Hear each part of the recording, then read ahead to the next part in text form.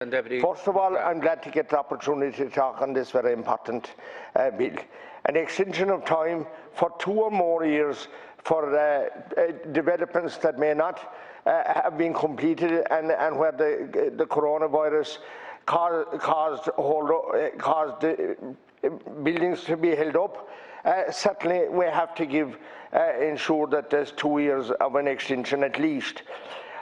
We have a lot of problems in Kerry, Minister, in relation to planning and in relation to the building of houses. And while Dublin has its own different problems, we have our own different problems down very much so in Kerry. We have designations like urban generated pressure, which is to prevent people from a town or a village building outside of the town or village. And on top of that, it is hurting the people in those areas as well that live there all their lives. Only family members can get permission in these urban generated pressure zones. And you could have someone living next door all their life, brought up there, they won't be considered for permission at all, even that they get a site from their neighbour or from their friend or whatever at a reasonable price. They're condemned to building or buying inside in a town or a village where the prices are exorbitant. And that's the truth of Killarney and Tralee and Dingle and other places. You can't go outside where you could get a site. And this is hurting ordinary couples that just want to put a roof over their heads. There's another core of people being denied as well, because in villages like Broston, Ashdee, Scotland, Lynn, Castle Island, Curra, we have no, it's a pity break up in the middle or change guard in the middle of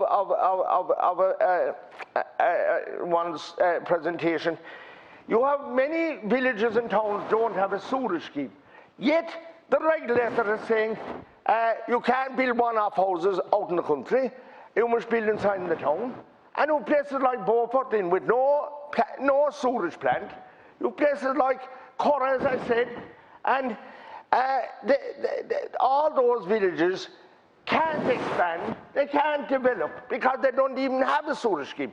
And you're telling the people, the regulator is coming down and telling people and telling the local authority that he can't allow one-off houses here or there and put in special designations.